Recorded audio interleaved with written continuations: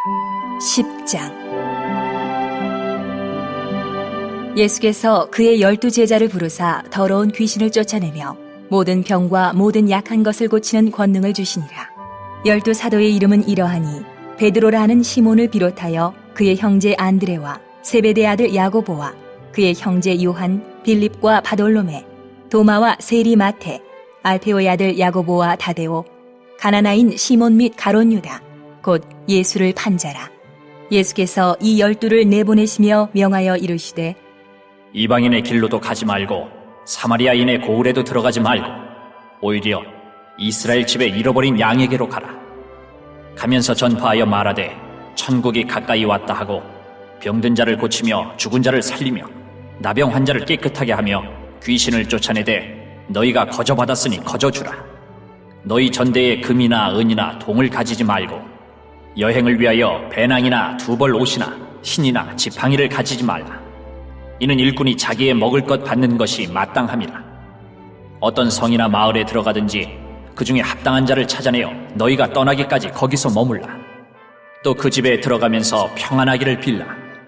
그 집이 이에 합당하면 너희 빈 평안이 거기 임할 것이요 만일 합당하지 아니하면 그 평안이 너희에게 돌아올 것이니라. 누구든지 너희를 영접하지도 아니하고 너희 말을 듣지도 아니하거든 그 집이나 성에서 나가 너희 발에 먼지를 떨어버리라. 내가 진실로 너희에게 이르노니 심판날에 소돔과 고모라 땅이 그 성보다 견디기 쉬우리라. 사랑하신 성도 여러분, 오늘도 좋은 아침입니다. 아름다운 아침입니다. 오늘도 말씀으로 하루를 시작하고 주의 은혜 안에 충만한 성령 충만한 하루가 되시기를 바랍니다. 오늘 아침에는 10장 1절부터 15절의 말씀을 가지고 은혜를 나누겠습니다. 자, 어제 말씀 기억하십니까? 예수님께서 추수할 것은 많되 일꾼이 적으니 하늘 아버지 하나님께 추수할 일꾼들을 보내주도록 그렇게 요청하고 기도해야 한다라고 하는 이야기를 했습니다.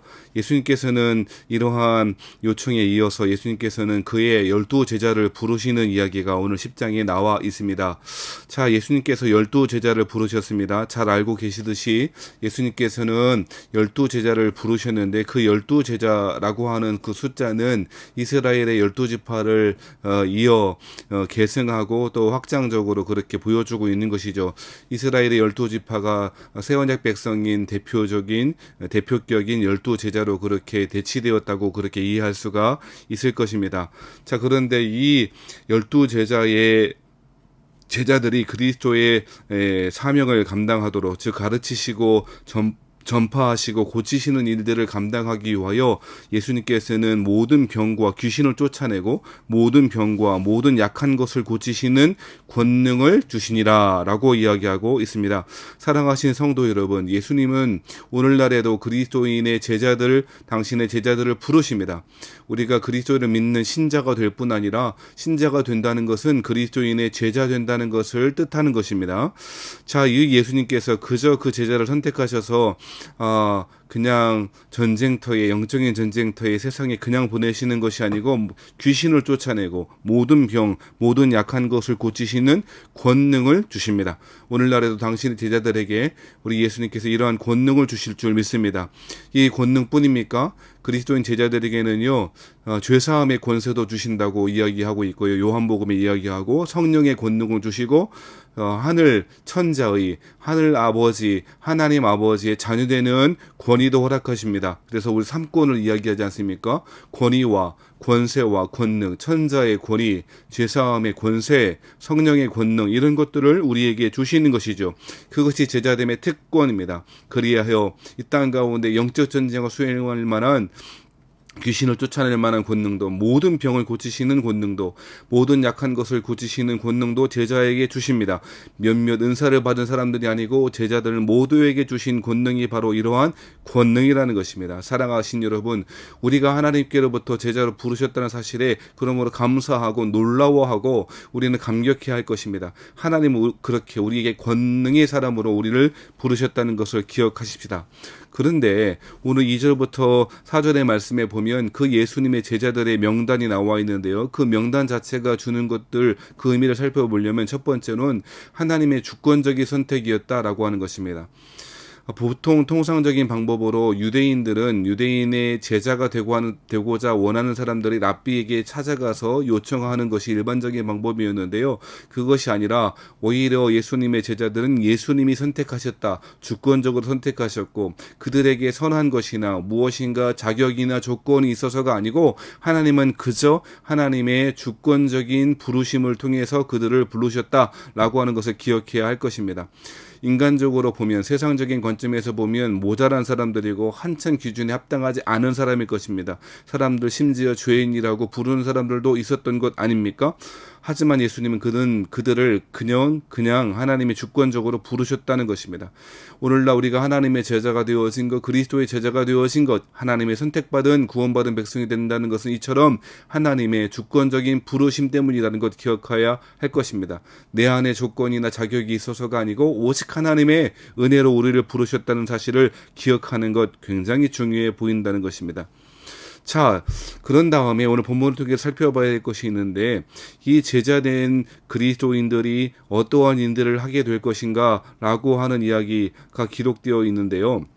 먼저는 이 제자들이 이방인의 길로도 가지 말고 사마리아인의 고을에도 들어가지 말라라고 이야기하고 있습니다. 오히려 이스라엘의 집에 잃어버린 양에게로 가라라고 5절부터 6절까지 이야기하고 있습니다. 여러분, 이 말씀을 오해하셔는 곤란할 것입니다.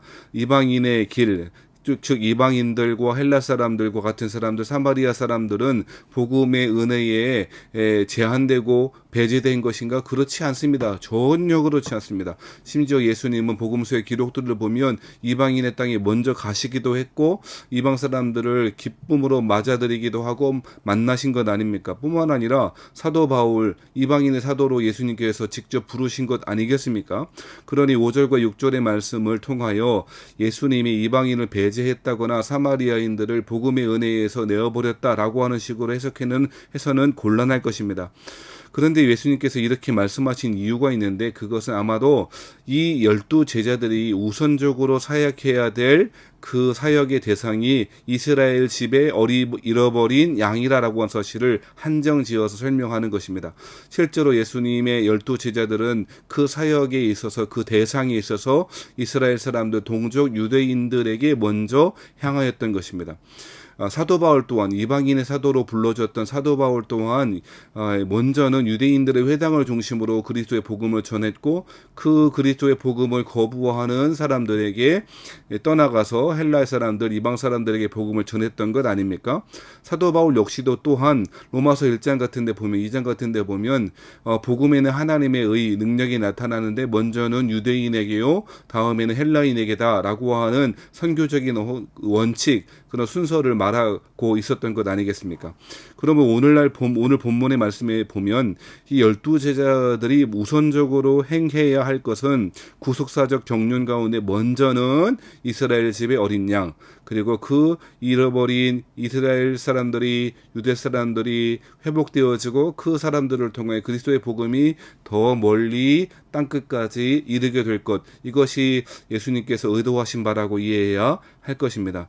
이스라엘 사람들만이 아니라 이스라엘을 통하여, 아브라함을 통하여 그 믿음의 축복이 온 열방 가운데 퍼져나가기를 바라셨던 것처럼 예수님은 그 이스라엘을 회복시키시기를 원하시고 그 이스라엘을 통하여 하나님의 구원의 복음이 온 세상 가운데 땅끝까지 이르기를 바라셨다는 것입니다. 자, 세 번째로 살펴봐야 될 것은, 예수님께서 제자들에게 행하라고 가르치시고 말씀하신 내용이 무엇이냐면 7절 말씀에 보면 전파하고 말하되 천국이 가까이 왔다라고 하는 이야기를 하고 있다는 것입니다. 오늘날에도 그리스도인 제자들이 제일 먼저 선포해야 될 그 복음의 메시지가 있다면 하나님 나라의 복음이라고 하는 것입니다. 그리스도 예수를 통하여 하나님 나라가 이 땅에 도래했고 이제 부활 승천하시고 이제 다시 오실 때에 하나님 나라가 완성되어질 거라고 하는 이 천국 복음을 증거하는 것, 이것이야말로 우리 예수님께서 전파하기를 원하시는 복음의 핵심이었고요. 또 8절 말씀에 보면 병든 자를 고치며 죽은 자를 살리고 나병 환자를 깨끗하게 하며 귀신을 쫓아내되 너희가 거저받았으니 거저주라 라고 이야기하십니다. 예수님께서 하셨던 것, 천국 복음을 전파하시고 가르치시고 고치시고 전파하시고 하시는 일들을 똑같이 하게 될 것이고 그렇게 해야 한다라고 이야기하고 있습니다. 그런데 그것은 자신들, 제자들의 능력을 통해서 이루어진 것이 아니고 하나님의 성령의 능력을 통해서 주어진 것이므로 그것을 자신들의 이익을 삼기 위한 수단으로 삼아서는 안 된다라고 분명히 이야기하고 있습니다. 우리는 은혜로 구원받았으며 하나님의 주권적인 선택으로 말미암아 하나님의 백성이 되었는데 그 하나님의 은혜로 주신 것들을 자신의 배를 배부르기 위한 삭군과 같은 목자 제자들이 되어서는 곤란하다라고 이야기하고 있다는 것입니다. 우리 주일에도 말씀드렸듯이 삭군과 선한 목자의 차이는 위기가 닥쳤을 때에 생명 걸고 양들을 돌보는가 그렇지 않는가의 차이가 있습니다. 삭군은 자신의 배를 불리려고 자신의 욕심을 채우려고 양들을 이용할 뿐인 것입니다. 거저 받았으니 거저 주는 것, 그것이 그리스도인 제자들의 삶의 태도이어야 할 것이다. 오늘 본문에서 이야기하고 있습니다. 한 가지 더 살펴봐야 될 내용들이 9절부터 있는데요. 자, 너희가 이제 그리스도인 되고 그리스도의 제자가 되어 하나님의 복음의 말씀을 전파하고 해야 될 터인데, 너희가 여행을 할 때에, 복음을 위한 여행을 할 때에 전대에 금이나 은이나 동을 가지지 말고 심지어는 여행을 위하여 배낭이나 두벌옷이나 신이나 지팡이 또한 갖지 말라라고 이야기하고 있다는 것입니다. 자, 이것은 당시의 사람들이 여행할 때 필수적인 필수품들이었을 것입니다. 이 말씀은 준비하지 말고 그냥 아무렇게나 가도 된다라고 하는 말씀이 아니고요. 이 복음을 증거하는 것, 하나님 나라 천국 복음을 전파하는 것이 얼마나 첫 번째로는 긴급한 일인가라고 하는 것입니다. 선교하는 것, 그리스도의 복음을 증거하는 것, 하나님 나라의 복음을 증거하는 것은 긴급한 일이다라고 하는 의미에서 이야기하고 있는 것이고요. 두 번째로는 왜 이렇게 아무것도 가지지 말라고 말씀하시냐, 이것은 오직 하나님만을 신뢰하고 가야 한다라고 하는 것을 강조하는 표현일 것입니다. 오직 그리스도인의 제자들은 하나님의 공급하신 힘으로 살아야 된다라고 하는 사실을, 그 삶의 자세를 잘 보여주는 말씀이라고 생각되어지는 것이지요. 제자의 삶이라고 하는 것은 전적으로 그리스도께 의존하는 삶입니다. 전적인 신뢰의 삶이야말로 제자의 삶이라고 이야기할 것입니다. 하나님은 하나님의 공급하시는 힘으로 살기를 바라십니다. 그리스도인들이, 제자들이 하나님이 주시는 만나로 살기를 바라신다는 것입니다. 특별히 하나님은 그 제자들을 위하여 섬기는 사람들을 보내주실 것이라고 이야기하는 것 같습니다. 10절 하반절 말씀에 보면 이렇게 여러 가지 옷이나 신이나 지팡이 또한 갖지 말라. 이는 일꾼이 자기의 먹을 것을 받는 것이 마땅함이라 라고 이야기하고 있습니다.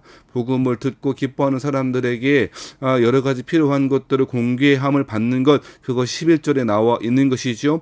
복음을 받아들이고 그 그리스도의 복음을 영접하는 사람들에게 평안을 빌고 그들을 통하여 하나님 나라의 백성들, 제자들의 공급함을 받게 될 것이라 라고도 이야기하는 것이죠. 그런데 반대로 그들을 영접하지 않는, 즉 제자들을 영접하지 않는 사람들에게는 집이나 성에서 나가서 너희의 발에 먼지를 떨어버리라 라고 이야기하는데요.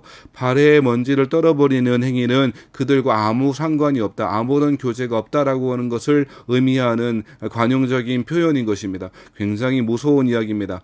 그리스도를 받아들이지 않는 자에게는 심지어는 15절 말씀에 보면 그들이 받을 심판이 심판날에 소돔과 고모라 땅이 그 성보다 견디기 쉬울 정도로 중할 것이다 라고 이야기하고 있다는 것이죠. 사랑하신 여러분, 오늘 본문의 말씀을 마무리하고 정리해 보십시다. 우리는 하나님께서 제자로 부르셨습니다. 추수할 일꾼으로 부르셨습니다. 신천지인들이 자꾸 자신을 추수꾼이라고 해서 이 말 쓰는 게 사실은 주저하는 사람도 있을 텐데요. 진짜 추수꾼이 누군가, 진짜 제자가 누구인가, 바로 그리스도인이라고 이야기하고 있습니다. 신자를 넘어서 제자의 삶을 살아가는 것, 그것이 하나님이 우리를 부르신 목적이라고 분명히 이야기하고 있습니다. 하나님은 우리에게 권능을 주십니다. 죄사함의 권세도 주십니다. 하나님 아버지, 하늘에 계신 하나님의 자녀됨의 권위도 허락해 주셨습니다. 주권적으로 부르셨습니다. 은혜롭게 부르셨습니다. 자격 없는 우리를 하나님은 부르셔서 하나님의 영광스러운 하나님 나라 백성으로 우리를 부르셨다는 사실을 기억하고 감사하며 이 긴급함을 가지고 이 복음 전파하는 것, 하나님의 말씀을 가지고 천국 복음을 가지고 열방의 땅끝까지 나아가 선교적인 삶을 살아가는 것, 그것이 제자의 삶을 기억하고 하나님이 주시는 하나님의 공급하신 힘으로 살겠다 결심하고 은혜로 오늘도 한 걸음 한 걸음 이 사명의 길 잘 걸어가시는 저와 여러분 우리 세원학교의 모든 교우들 되시기를 주의 이름으로 축원합니다.